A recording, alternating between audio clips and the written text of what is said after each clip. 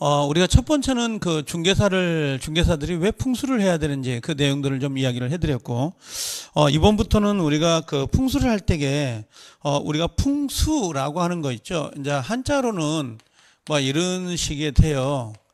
정확히는 풍수질이라고 하죠. 땅지자에다가, 질이 다스릴 이자를 써요. 이렇게. 그러면 요게 풍수질이 이렇게 이야기를 하잖아요. 풍수는 바람을 의미해요. 바람을 의미하고 요 수는 물을 의미하죠. 그 다음에 지라고 하는 건 토지를 이야기해요. 그 다음에 요건 다스리는 이치다, 이치. 다스리는 이치 이렇게 의미를 하거든요. 우리가 보통 풍수를 이야기할 때 가장 중요한 게 바람이에요. 바람이 상당히 중요한 부분을 차지합니다.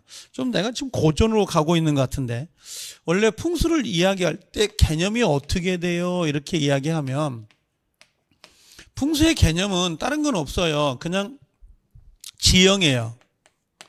땅의 위치, 지형에다가, 그 다음에 두 번째는 우리가 방위에 방향, 방위의 기륭을 판단하겠다라고 하는 게 우리가 풍수인데요. 이런 개념은 외울 필요는 없어요. 자, 혹시 이것만 잠깐 이야기를 해볼게요. 가장 풍수에서 기본 내는 내용이 바람, 물, 그 다음에 토지에, 그 다음에 하나가 여기다 태양을 넣으면 화를 넣으면 태양이 되는데, 이 네 가지 요소가 어떤 사람의 살아가는 적법한 어떤 내용이라고 보시면 되는데요. 풍수에서 가장 중요한 게 바람을 의미해요. 자, 모든 어떤 기운은 바람을 만나면 흐트러지고 소멸이 돼요. 여러분들 그 골짜기에 우리가 보통 암에 걸리거나 몸이 아프면 전부 다 어떤 산골짜기로 들어간다 그러지 않아요? 이렇게 산이 있고, 그 다음에 이렇게 산이 있으면 여기에 골짜기가 이렇게 돼 있잖아요. 그럼 꼭 우리가 요즘 자연인이라고 하는 다큐가 있잖아요. 거기 보면 집을 요 골짜기에다가 이렇게 지어가지고 사시는 분들이 좀 있더라고요, 종종. 근데 이게 되려 몸이 더 아파요. 자, 우리가 36.5도지만 바람의 영향에 따라서 체온이 하락이 되거든요. 그럼 몸이 차가우면 차가울수록 몸이 아파올 거예요. 그러면 될 수 있으면 바람의 센 기운을 내가 맞는다면 당연히 건강 상태는 상당히 안 좋을 거예요. 근데 토지나 건물도 바람의 영향을 상당히 많이 받을 거예요. 자, 이런 경우가 있었어요. 예전에 제가 아는 선생님이 있었는데 그분이 저한테 물어보는 거예요. 자, 어떻게 되냐면 이렇게 아파트가 있는 거예요. 이렇게 아파트가 있고 이렇게 아파트가 있어요. 지금 여기가 예를 들면 101동, 여기가 102동이 되는 거고요. 자, 여기 또 하나가 아파트가 이렇게 있다고 합시다. 여기도 건물이 이렇게 있었고요. 이런 식으로. 그럼 여기가 정문이에요. 정문인데 이렇게 돼 있는 거예요. 여기가 103동, 여기가 104동 이렇게 돼 있는데요. 자기 아파트가 여기에 있는 거예요. 이런 식으로. 요렇게 아파트가 있고 여기에 라인이 있잖아요. 1, 2 라인.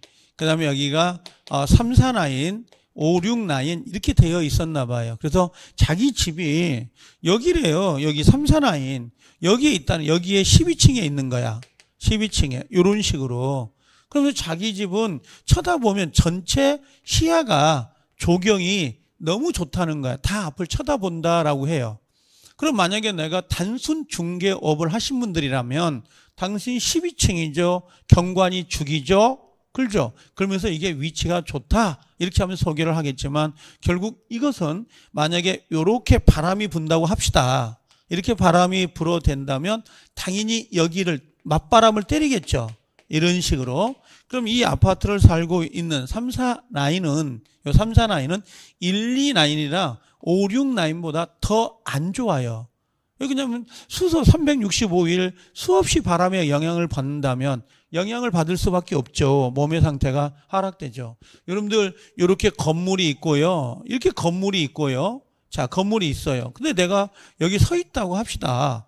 그러면 당연히 바람은 이 골바람을 타기 때문에 이 건물과 건물 사이는 몸에 아플까요, 안 아플까요? 상당히 영향을 받을 거예요. 그래서 풍수의 첫 번째가 바람을 만나면 좋은 기들은 흐트러져 버려요. 그래서 이 바람을 어떻게 다룰 것이냐가 첫 번째예요. 첫 번째. 자, 우리는 나중에 가면 알겠지만요. 자, 이렇게 책상이 있어요. 그럼 이게 복도가 있고 복도가 있습니다. 그러면 복도 쪽에 내가 이렇게 서 있다고 합시다. 그럼 바람이 골바람을 띠잖아요. 여러분들 겨울에 강가에 놀러 간다고 생각해 보세요. 그러면 제 방과 제 방 사이 밑에 하천이 흐를 거 아니에요. 좀 넓은 하천이. 그럼 하천 밑에 들어가 있으면 엄청나게 추울 거예요. 바람의 영향을 받기 때문에. 그러면 당연히 몸이 애린다고 할까요? 바람의 영향에 따라서. 그럼 몸이 상하지 못할 거예요. 그러면 그런 골바람이 불어오는 골짜기에 토지가 있거나 건물이 있다면 당연히 아무리 경관이 좋아도 이 몸 상태, 건강 상태는 상당히 안 좋아질 거라는 거죠. 재물도 흐트러져 버릴 거고, 그런 부분들을 우리가 알아가는 거고요. 그 다음에 두 번째로는 바람입니다. 센 바람도 있고 강한 바람도 있고 온화한 바람도 있을 거예요. 훈풍도 있을 거고. 그래서 이 바람을 어떻게 다룰 것이냐라는 게 첫 번째. 두 번째, 이게 물이거든요. 물인데요. 저는 농담인데 세계 어느 나라든 다 가본 것 같아요. 거의 대부분 수도는 거의 다 가본 것 같은데, 아니, 돈이 많아서 가본 건 아니고 여러분들 구글 지도 가보세요. 구글 지도 가보면 모든 나라들은 수도가 있게 돼 있습니다. 근데 그 수도가요, 대한민국도 한국이 여기 서울이 수도잖아요. 예를 들면 중국 같은 거 베이징, 그렇죠? 그럼 뭐 라오스, 그렇죠? 뭐 이탈리아, 어디든 수도가 다 있습니다. 근데 이 수도들을 오늘 저녁에 구글을 통해서 한번 봐보세요. 구글을 통해. 구글 지도는 전국을 다, 세계를 다 볼 수 있거든요. 그런데 수도마다요, 모두 강을 끼고 있다는 거. 강을 끼고 있는 게 수도예요. 강이 없는 수도는 정말 촉박하고 못 사는 동네, 못 사는 나라의 수도들은 강이 없습니다. 근데 거의 90%는 강을 끼고 있다는 거예요. 그 이유가 풍수에서는 이 물이라는 게 재물을 의미해요. 풍수에서는. 그래서 물이 모여야 재물도 모인다. 근데 만약에 물이 쑥 내려가 버리거나 흐트러져 버린다면 재물은 모일 수가 없는 거예요. 그랬더니 어떤 분이 그래요. 아니, 내가 서울 사는데 내 집 앞에 어디가 물이 있냐고. 물도 없는데 무슨 그걸 풍수학적으로 접근하냐고 물어보신 분도 있어요. 아, 이 물이라는 의미는 상징적인 의미이기도 하지만 우리가 도로 같은 거 있죠? 도로의 모양새도, 도로도 물이라고 보시면 돼요. 그래서 비가 오거나 눈이 오면 녹아서 이 물길을 형성을 하게 되고 그 물의 형성에 따라 도로를 따라서 줄줄줄 흘러나가거든요. 그래서 이 도로를 보통 물로 대비해서 보시면 될 거예요. 우리가 농담 삼아 내 집 앞에 고가도로가 흘러요. 근데 내가 아파트 고가도로 아래쪽에 있는 1층, 2층, 3층에 있는 아파트라면 수면 아래 잠겨 있는 거나 마찬가지예요. 그런 형태로. 그럼 결국 이 물을 어떻게 다룰 것이냐가 바로 이 풍수의 또 내용이에요.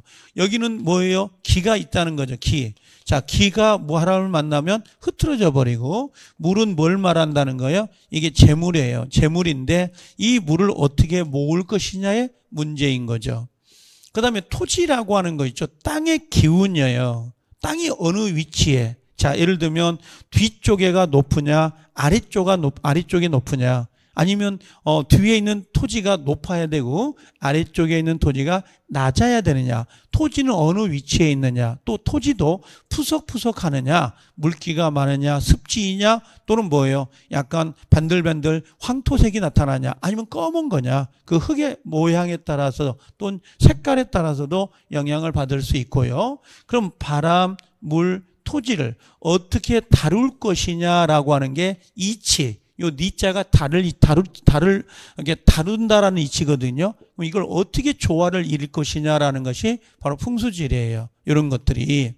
자, 그러면 우리가 풍수지리다 그러면 가장 많이 쓰는 게 장풍둑수라고 해서요. 장풍, 바람을 어떻게 처리할 것이고 물을 어떻게 얻을 것이냐의 문제예요. 물은 재물이기 때문에요. 우리가 지금 가지고 있는 한강은 중국 양쯔강에 비한다면 거의 뭐 진짜 물 양도 다릅니다. 원래 여러분들 70년대 서울은 가난했습니다. 근데 이제 우리가 저기 잠실 수중보를 막고 물을 막아서 모았어요. 모으다 보니까 사람이 바글바글 모이기 시작하고 재물이 모였던 거거든요. 그래서 보통 모든 도시를 볼 때는 물을 보시라는 거. 물이 어떻게 위치하고 있고 물이 어느 방향으로 흘러가고 있냐. 그럼 우리는 지금 풍수학이니까 예를 들면 도시에서는 도로의 방향이 어떻게 흘러가고 있고 도로가 어느 형태로 되어 있느냐에 따라서 도로를 어떻게 물고 있냐에 따라서 이 토지나 건물의 어떤 내용이 달라질 수가 있다라고 보시면 될 거예요. 자, 그럼 우리가 이제 첫 번째로 제가 보여드리고 싶은 것은 이 주거가 어느 정도의 토지를 어느 정도에다가 위치를 해야 건물을 지을 수 있느냐. 그걸 좀 하나씩 정리해 가보자고요. 자, 아까도 이야기했지만 우리는 가장 중요한 게 국세예요. 국세. 그렇죠. 국세다라고 하는 거. 자, 풍수라고 할 때에 가장 중요한 것이 개념을 잡는 게 아니에요. 우리는 시험을 보는 게 아니기 때문에 가장 중요한 건 여러분들이 이야기할 때 아까도 이야기했지만 뭐라고 그럴까요? 국세라고 하는 거. 여러분들 우리가 인테리어 같은 걸 너무 신경을 쓰는 게 아니라 국세예요. 국세라는 거. 그래서 국세를 어떻게 가지고 있느냐. 요 세 어느 정도 힘을 갖고 있는 땅이냐. 이게 거의 70%를 차지하는 거고요. 그 다음에 우리가 자향이라고 해요. 자향. 어느 방향. 그러니까 토지가 어느 방향을 보고 있느냐, 건물이 어느 쪽을 보고 있느냐에 따라서 그 위치, 어떤 향을, 그 방향을 말하는 겁니다. 그 방향을 어느 쪽으로 잡고 있느냐, 요게 20%예요. 예전에는 동서남북이라는 게 몰라요. 지금 우리가 볼 때는 남양집이 좋아 이렇게 이야기를 하거든요. 남양집이 좋아 이렇게 이야기하지만 예전에 동서남북이 있었을까 없었을까? 없어요. 서양 문화가 들어오면서 동서남북이라는 걸 만들었지 기본적으로는 뭔가 동서남북이라는 개념이 없었던 거예요. 그냥 내가 집터를 지을 때 내 앞에 좀 아담한 산이 있거나 둥그런 산이 있거나 그런 걸 보고 집의 방향을 잡았던 거지 험한 거 뭐 이렇게 되면 까끄막 막 돌이 깨지는 산 그런 걸 보고 집터를 잡지 않고 아담하고 둥글둥글한 산 있죠? 이런 걸 보고 집터의 방향을 잡았던 거예요. 동서남북이 아니라 참 좀 아이러니하게요. 지금 대한민국에 남아있는 예를 들면 부잣집 이 부잣집들은 거의 대부분들이 북향집이 되려 많습니다. 되려요. 남향집보다는 북향집이 더 많아요. 그런 것들이. 혹은 나중에 우리가 차차 보기로 하고요. 그 다음에 여러분들이 알고 있는 것처럼 우리가 뭐라고 했어요? 그죠? 요 문이라고 하는 게 뭐냐면 인테리어예요. 아까 침대라든지 대문 방향이라든지 소품으로 뭘 놓아야 되는지. 여러분들 한때 인기였잖아요. 부엉이를 집에 두면 부자가 된다. 뭐 이런 것들 있었잖아요. 우리가 그 해바라기 같은 걸 놔두면 상당히 밝게 되니까 활짝 돈을 많이 부른다. 뭐 그런 말도 있었습니다만 그게 실제는 10%밖에 차지하지 않습니다. 이런 것들이. 우리가 어떤 TV 같은데 인테리어 하신 분들이 나오셔가지고, 그죠? 역학 하신 분들이 오셔가지고, 이거 놓으면 부자예요. 이거 되면 돈 벌 거예요. 하고 박수 치고 그러지 않아요. 이거 한 10%밖에 안 되는데, 그래서 가장 중요한 건 이 새를 보는 게 중요해요. 새 향을. 그래서 요걸 가지고 이야기를 하는데, 자, 이번 우리가 좀 보고자 하는 것은 요거예요. 자, 요걸 한번 정리를 좀 해봅시다. 어떤 게 있냐면, 지금 요런 게 있어요. 이걸 보시면 뭐라고 할까요? 자, 지금 여기 보면 이렇게 내려볼게요. 이런 것들을 우리가 보통 이야기할 때 우리가 보통 풍수를 이야기하잖아요. 그러면 여기처럼 양택하고 들어오는 게 있잖아요. 양택 그럽니다. 양택. 그러면 양택하고 들어오는 건데 양택이라는 게 있고 음택이라는 게 있잖아요. 지금 저는 음택을 할 생각이 없어요. 저도 종종 어떻게 몇 자리를 잡아주기도 하고 이장을 하러 가기도 해요. 시간 나면. 너무 수업 시간이 너무 많다 보니까 잘 안 하긴 한데 보통 양택이라고 할 때는 요 주택을 의미해요. 주택을 의미하거나 상가를 하거나 공장 또는 시설을 어떻게 놓을 것인지를 이야기할 건데요. 제가 이번 강좌를 통해서 주택은 어느 쪽으로, 상가는 어느 쪽으로, 또 상가를 선택을 할 때 어떤 업종이 들어와야 되는지를 사거리 또는 이거리, 오거리, 삼거리일 때 어떤 상가가 들어가야 되는지를 그걸 하나씩 정리해 드릴 겁니다. 프린트라도 자료를 올려서 정리해 드릴게요. 그것들은. 그 다음에 음택은 왕릉이나 묘지를 의미해요. 묘지 같은 거 우리가 나중에 여러분들이 우리가 시간이 되면 옛날에 제가 풍수를 강의할 때 학생들 데리고요. 저기 구리 뭐 오구릉이라든지 뭐 하여간 우리가 태조 왕릉이라든지 아니면 수원 쪽에 그죠? 우리가 그 정조대왕릉이라든지 이렇게 왕릉을 가서 탑사를 해보면 보통 뭔가 어떤 위치에 어떻게 잡았는지 알 수가 있더라고요. 축소판이라고 할까요? 예, 이게. 그래서 거의 대부분들이 요 두 개인데 저는 이제 이번에는 양툭장에다 이야기를 좀 해드릴게요. 자, 먼저 여기 보면 자, 우리가 이런 게 있어요. 좋은 주거용이다라고 하는 부분이 있잖아요. 요걸 하나씩 정리해 드릴게요. 이런 것들을. 자, 첫 번째 좋은 주거예요. 일종의 양택이라고 보시면 돼요. 양택지다라고 하는 거 주거용이라고 보시면 상당히 되겠죠. 자, 사람이 거주하기에 적당한 조건은 가장 대표적인 게 요거예요. 여러분들 우리가 중개업을 할 때도 당연히 이런 쪽의 측면을 많이 볼 수밖에 없어요. 사람들이. 그럼 단순히 수익성을 보아서 부동산을 소개해 줄 것을 요구하는 사람도 있지만 우리가 만약에 여기처럼 어떤 쾌적성이라든지 또는 편리성 등을 충족하는 곳이다라고 돼 있어요. 부동산의 입주의 관점에서는 이상적인 조건은 자, 세분화시켜 가지고 좀 볼 필요가 좀 있는데요. 자, 이런 것들이 어떠냐라고 하는 것들이에요. 자, 여기 보면 자, 하나씩 점검을 좀 할 필요가 좀 있어요. 자, 건강을 만족시키고 건강에 가장 먼저가 건강을 만족시킬 수 있는 곳이다라고 되어 있습니다. 어떤 지질이나 토양, 물 등의 오염이라든지 대기 오염 또는 소음, 전자파 등의 영향을 준 지역 같은 게 있죠. 이런 것들은 피하는 게 좋죠. 그래서 여러분들이 나중에 나오겠지만 토지를 매입하거나 토지를 알선할 때 당연히 그 자리에 뭐가 있으면요. 예전에 어떤 우물이었다든지 또는 공장지대였다든지 축사였다든지 또는 뭔가 고는 걸 이렇게 묻고 토지를 소개하는 경우도 있어요. 여러분들 제가 일전에 토지가 매가로 나온 게 있어요. 매물로 나왔는데요. 예를 들면 토지가 그게 150평짜리인데 이게 생각보다 좀 쌌어요. 이게 쌌다고 해서 아침에 좀 일찍 가서 그 토지를 좀 봐야 되겠다 해서 현장을 답사를 갔는데요. 주변에 동서남북이 전부 다 산 밑에 있는 거고 주변에 묘가 있었던 거야. 근데 가만히 보니까 요게 원래는 묘지터였던 거야. 묘지터인데 요걸 우리가 뭐라고 합니까? 복기를 한다고 그러죠. 이렇게.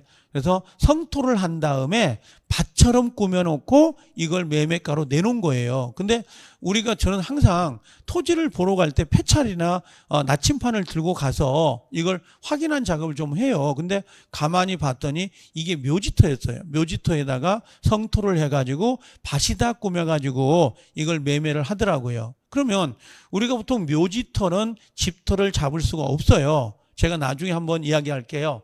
대부분들이 풍수를 연구하신 분들은 원래 예전에 묘터였던 것을 요걸 좀 파내고 묘를 파묘한 다음에 그 자리에다가 집을 짓는 경우가 종종 있긴 해요. 워낙 터가 좋은 자리라 그때는 묘터를 소독이라는 걸 해야 돼요. 그 소독을 하고 나서 집을 올려야 되거든요. 이런 방법은 내가 나중에 한번 제가 이 강좌가 끝나기 전에 이야기해 드릴게요. 이런 것들은 상당히 중요합니다. 나중에 그 방법을 모르는 사람들이 많거든요. 이런 것들이. 그래서 이런 것들, 영향을 주는 것들, 그래서 요 주변을 잘 관찰을 해야 되겠죠. 그 다음에 두 번째는 교통이 편리해야 돼요. 교통이 편리하고 도로가 잘 구비되어 있는 곳이다 그랬습니다. 그래서 집으로부터 요 기억해 주시면 되는데 300m 이내에 대중교통을 이용할 수 있는 곳이어야 된다라고 돼 있고 지하철이나 또는 버스 있죠. 요 버스요. 주변에 있으면 매우 편리하다. 지나치게 가까운 것도 문제가 된다라고 하는데요. 그 이유는 뭐냐면 자, 소음 같은 거 소음이라든지 또 아니면 정류장이나 또는 버스 정류장 앞에 사람들이 많이 있다 보면 상당히 시끄러울 거예요. 그 다음에 또는 매연 같은 거 있죠. 요 매연 부분도 상당히 잡음이 좀 많을 것 같고요. 그래서 이런 것들은 좀 가까우면 피하는 게 좋습니다. 그래서 우리가 나중에 가면 알겠지만 정류소에서도 정류장에서도 한 5분 거리 정도는 약간 떨어져 있는 게 가장 좋아요. 그 다음에 지역 환경을 볼 때 방제라든지 방범이 잘 되어야 하는 곳들 또는 화재에 대한 소방 또는 재난에 대한 대비 등 있죠. 이런 걸 피할 수 있는 곳이 좋다는 거고요. 세 번째, 생활을 편리하게 할 수 있는 곳, 그러니까 주변에 유치원, 초등학교, 마트, 슈퍼마켓, 은행들 같은 거 있죠. 이런 들을 잘 갖추고 있는지를 잘 살펴야 될 거예요. 자, 이렇게 좀 정리를 하나 해놓고요. 그 다음에 자, 여기 5번에 보면 자, 뭐라고 돼 있냐면 풍수적으로요. 이제 풍수적으로 바람을 감춘다라고 돼 있죠. 즉 아까도 항상 이야기하지만 이렇게 건물이 있고요. 그다음에 이렇게 건물이 있어요. 그러면 사람이 이 자리에 들어가 있으면 안 된다는 거지. 여기 요 사람이 이 자리에 이렇게 들어가 있으면 요 건물과 이 건물에 영향을 받아야 안 받아요? 받는다는 거죠. 또 아니면 이렇게 산이 있거나 이렇게 산이 있단 말이죠. 여기 산이 있고 산이 있을 때 만약에 사람이 이 자리에 서 있는 거예요. 이 자리에 이렇게. 그럼 사람이 여기에 이렇게 서 있다면 당연히 이 골바람과 골바람에 영향을 받아야 안 받아요? 받을 수밖에 없어요. 그래서 풍수에서는 물과 바람이에요. 어떤 동서남북이 아니라 남양이 아니라 어떤 바람과 어떤 물을 갖느냐, 요 바람을 막고 여기처럼 뭐라고 되어 있어요? 바람을 감춘다라고 되어 있어요. 바람을 좀 막을 수 있어야 되고, 그다음에 물을 얻는 곳이 좋다라고 하는 거죠. 왜? 요 물이라는 것은 풍수적으로는 재물이에요. 요걸 하나씩 이야기할 거고, 바람을 만나면 우리가 뭐라고 해서 이 기가 흐트러져요. 좋은 기가 흐트러져 버리기 때문에 바람을 감추고 물을 얻는 곳이어야 된다. 자, 유해한 바람과 해가 되는 바람입니다. 요 해가 되는 바람과 기운을 피하고요. 또 반대로 유리한 바람이 있고 기운이 모이는 곳일수록 좋다라고 되어 있어요. 나중에 여러분들이 묘토라고 무조건 다 나쁜 건 아니에요. 여러분들 혹시 그런 경우가 있어요. 우리가 보통 산에 놀러 갔다가 급해서 대변을 봐야 되는 경우가 있어요. 뭐 화장실이 어디 있습니까? 그냥 아랫돌이 내리고 그냥 싸는 거지. 그렇죠? 휴지만 있어도 다행이죠. 휴지 없으면 어떻게 해요? 나무 잎사귀?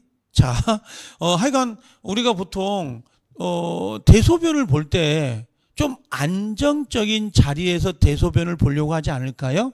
자, 그런데 동물도 그럴 거 아닐까요? 그럴까요? 아닌가요? 그러죠. 그럼 만약에 어느 지역을 갔는데 어느 한쪽에는 동물 똥들이 수북하게 쌓여 있는 경우가 있어요. 그런 자리가 좋은 자리예요. 우리가 보통 좋은 자리 그러면 풍수에서는 명당이라고 하거든요. 명당. 근데 명당이 있을까요? 점유지지? 완전한 땅? 명당은 없을 것 같아요. 그러나 명당을 찾으려고 하지 말고 명당이 있는 것을 우리가 구하고 만들려고 하는 게 가장 중요해요. 풍수는 뭐가 좋아요? 그런 개념이 아니라 완벽한 땅이라는 건 없습니다. 근데 명당이 분명히 필요하긴 할 거고 그 명당을 어떻게 만들 것이냐, 조성할 것이냐, 그게 중요한 것 같아요. 자, 그럼 앞으로 이제 그걸 배워 나갈 건데요. 자, 유리한 바람과 기운이 모이는 곳이 좋다라고 했어요. 자, 실내 공기의 신선도는 건강과 직결될 수 있다는 거야. 그래서 밀폐된 공간은 바람이 멈춰 있잖아요. 그럼 좋은 거냐? 그렇지 않다는 거지. 그럼 문을 열어서 환기를 시키면 좋은 바람이 들어와서 대륙 현상으로 한 바퀴를 돌고 나쁜 바람을 내보내죠. 그리고 다시 문을 닫으면 좋은 바람이 모여 있는 경우가 있을 거예요. 그러면 사람이 신선하다 그런 느낌이 있을 거 아니에요. 그럼 상쾌하다 그러면 몸이 좋아질 수밖에 없는 거죠. 그래서 바람이라는 게 무조건 나쁜 건 아니고요. 그래서 유리한 직결되는 바람도 있는데 항상 신선한 공기를 마실 수 있는 구조가 되어야 된다라고 돼 있습니다. 여러분들 통풍이 잘 돼야 된다는 거죠. 그래서 센 바람이 아니라 산들산들 바람이 불어야 돼요.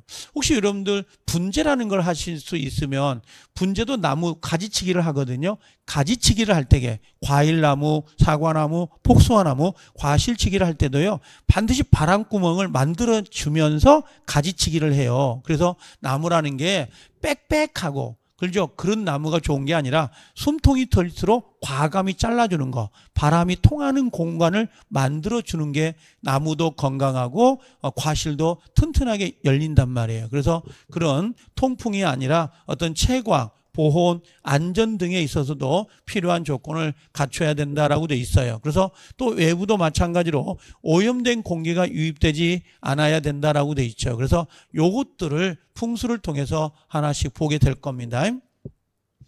자, 두 번째는 요거예요. 자, 어떤 게 있냐면 부적당한 주거가 있다라고 돼 있죠. 자, 요런 것들을 잘 살펴볼 필요가 좀 있는데요. 자, 어떤 거냐 그랬어요. 자, 택지는요. 택지다라고 하면 토지를 의미하는 겁니다. 토지를 의미하는데 택지하고 들어오죠. 자, 택지하고 들어옵니다. 그러면 택지를 이야기할 때 자, 택지를 이야기해요. 그럼 종전에 어떤 용도로 토지를 사용했느냐? 그게 문제예요. 근데 여러분들이 종전에 무덤이었다는 걸 알아요? 몰라요? 몰라요. 그래서 그런 걸 골라낼 수 있을 정도로 돼야 된다는 거예요. 나중에 중개업을 하시더라도 또는 앞으로 중개업을 하실 분들 또는 중개업을 하지 않는다 하더라도 토지를 매입할 때 그런 건 알 수 있어야 되잖아요. 이게 삶의 지혜거든요. 지혜로운 거예요. 자, 만약에 지금 우리 강의실이 이렇게 돼 있어요. 자, 요렇게 책상이 놓여 있습니다. 요렇게 책상이 놓여 있는 거고요. 그 다음에 이렇게 책상이 놓여 있단 말이에요. 그럼 내가 만약에 예를 들면 자, 우스갯소리로 여기 서 있는 거야. 이런 식으로. 그러면 여기에 바람의 영향을 받을까요? 안 받을까요? 당연히 이건 받아요. 이건요. 여기에 서 있는 게 낫지 않을까요? 이런 식으로. 그럼 똑같아요. 이런 빌딩 사이에 토지가 여가 있다고 해서 경관이 죽이는 게 아니라 대려 몸을 상하게 하는 바람을 맞을 수가 있다는 거죠. 이게 몸에 배해야 돼요. 풍수는 공부를 하는 게 아니라 내 몸에 배해서 자동으로 그걸 느낄 수 있도록 하셔야 돼요. 풍수가 미신이냐고요? 아닙니다. 자, 종전에 어떤 용도로 사용됐는지 먼저 검토할 필요가 있는데요. 과거에 절터 있는 경우가 있어요. 절터. 그 다음에 매립지, 무덤. 우리가 매립지 그러면요. 예전에 한때 안산 쪽에 뭐가 신도시가 개발되면서 갯벌을 매립을 했어요. 그럼 매립을 한 게 문제가 입주가 안 됐어요. 그 이유가 뭐냐면 그 자리가 예전에 갯벌이었다 보니까 지반이 약하다는 거. 그 다음에 두 번째로는요. 벌레가 많아요. 날파리가 습지였기 때문에. 그러다 보니까 밤만 되면 여름이 되면 막 날파리가 불어서요. 입주가 안 됐던 거야. 그리고 한 몇 년이 지나니까 요 밑에 바닥이 약간 딱딱하게 굳어지면서 또 습지였던 게 없어지다 보니까 당연히 날파리 벌레떼가 없어지겠죠. 그래서 입주가 됐던 거예요. 그런 것들 또는 사용된 흉지라면 거주하기에 부적당하다. 풍수는 생기가 있는 땅 이 생기를 어떻게 찾을 것이냐, 살아있는 이 기운을 어떻게 찾을 것이냐라는 게 가장 중요해요. 이게. 자, 여러분들이 요걸 하나 정도 기억을 하시면 좀 금방 알 수 있는데요. 자, 여기 보니까 자주 무너지는 토지가 있어요. 자주 무너지는 토지나 초목이 자라지 못하는 토지가 있습니다. 초목이 자라지 못한다라고 하는 게 있는데요. 요게 자주 무너지거나 초목이 자라지 못한다. 혹시 요걸 하나 이야기해 볼게요. 우리가 누구 부모님이 돌아가시거나 어떤 분이 돌아가시면 묘자리를 잡잖아요. 그러면 요 묘가 요렇게 있잖아요. 묘가 있으면, 풍수쟁이들은 묘를 잡을 때, 이 묘처를 잡을 때에 이상하게 파면 돌이 안 나와요. 근데 그걸 어떻게 할까? 그런 경우가 있거든요. 자, 사람이 요렇게 나무가 자라요. 반듯하게. 반듯하게 나무가 자란다는 건 이렇게 요 뿌리도 어떻게 뿌리에 걸리적거리는 게 있어요, 없어요? 요 걸리적거리는 게 없어요. 이게 반듯반듯 토지가 좋으니까 자라는 거야. 근데 만약에 바닥에 돌멩이가 있다면 나무가 자랄 때 어떻게 자라겠어요? 이 나무가 요 뿌리를 통해서 이렇게 자라다 보니까 나무가 삐뚤삐뚤하게 요게 앉은 자리가 삐뚤하다 보니까 앉은 자리가 삐뚤하게 자라요. 자, 예를 들면 여기가 내가 바위다 그러면 이렇게 걸쳐 앉아 보니까 몸뚱아리가 휘울 수밖에 없어요. 그래서 혹시 여러분들이 산을 가거나 어디를 구경할 때 나무가 휘지 않고 반듯하게 자랐다면 아래쪽에 지하에도 토질이 좋고 모양이 좋다는 말이에요. 근데 반대로 나무가 휘어져 있어요. 휘어져 있다는 건 밑에 안반이 있다는 거예요. 나무가 있다, 돌멩이가 있다 보니까 이렇게 나무가 휘을 수밖에 없거든요.